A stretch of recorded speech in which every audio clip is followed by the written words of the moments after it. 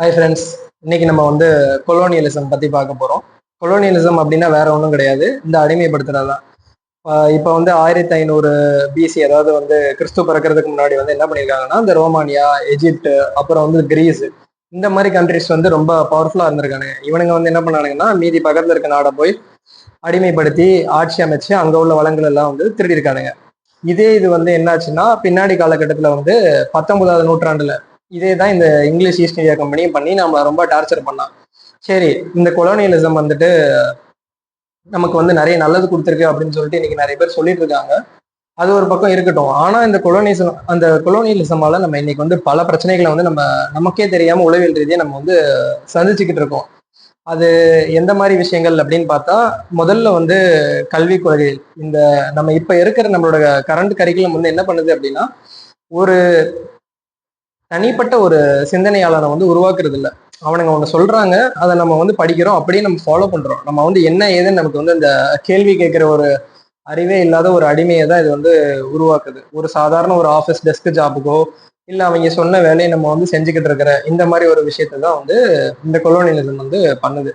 ரெண்டாவது, இது என்ன பண்ணுது அப்படின்னா, ஒரு நாடு ஒரு தனி ஒரு பொருளாதார தற்சார்பா இது அமைச்சிக்க முடியாத மாதிரி ஒரு சூழ்நிலையை இது கட்டமைச்சு வச்சுக்குது. என்ன பண்றோம் அப்படின்னா, இன்னைக்கு நம்ம நம்ம இந்திய நாடு இருக்கிற ஜனத்தொகைக்கு நம்மளால வேலை வாய்ப்பு நமக்கு இல்லை. அதனால நம்ம என்ன பண்றோம், வெளிநாட்டு கம்பெனிகள் எல்லாம் உள்ள கூட்டிட்டு அவங்ககிட்ட இருந்து நம்ம அவங்களுக்கு தேவையான விஷயங்களை நம்ம செஞ்சு கொடுத்துக்கிட்டு இருக்கோம். ஸோ இந்த கொலோனியலிசம் என்ன பண்ணுது அப்படின்னா அடிமை வாழ்வை நமக்கு கொடுக்குது. இப்போ பொருளாதாரத்துல நம்மளால தனியா நிக்க முடியல.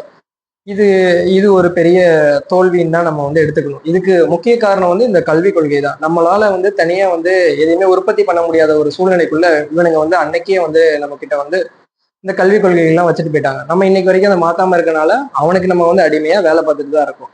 சரி, இது என்ன பண்ணுது அப்படின்னா, இன்னைக்குள்ள ஆட்சி முறைகள்லயும் இதுதான் இருக்குது. அவன் அன்னைக்கு அங்க இருந்து ஒரு ராணிக்கு கீழே இங்க ஆண்டுகிட்டு இருந்தான். அப்போ அந்த ராணி தான் எஜமா. நம்ம எல்லாரும் அவங்களுக்கு கீழே ஆட்சி பண்ற எல்லாமே அடிமை. அப்ப அவன் எப்படி பார்த்தான் அப்படின்னா, அந்த மேல இருக்கிற ஒரு எஜமானர் அவன் அந்த ராணி கண்ட்ரோல் இல்ல, இங்கதான் இருக்கான். ஆனா அவன் என்ன நினைச்சான் அப்படின்னா, இங்க இருக்கிற அவன் தான் பெரிய கடவுள், அவனுக்கு கீழே இருக்க எல்லா மக்களும் குப்பை அப்படின்னு நினைச்சான். இதேதான் இன்னைக்குமே நடக்குது. ஆபீஸ்ல இருக்கிற மேலதிகாரியா இருக்கட்டும், இல்ல கார்பரேட்ல ஒர்க் பண்ற சாஃப்ட்வேர் இன்ஜினியர்ஸா இருக்கட்டும், இல்ல யாரா வேணாலும் இருக்கட்டும், மேல இருக்கிறவங்க எல்லாம் பெரிய இதாகவும் கீழே இருக்கிறவங்க எல்லாம் ஒரு பொருளாவே மதிக்கிறது இல்லை. இது எல்லாமே இந்த கொலோனியலிசத்தோட ஒரு தாக்கம் தான். ஸோ நம்ம இதுல இருந்து வெளியே வரணும்னா நமக்கான ஒரு தனி கல்விக் கொள்கையை நம்ம அமைக்கணும். இதுல இருந்து வெளியே வர்றதுக்கான வழிகளையும் நம்ம கண்டுபிடிக்கணும்.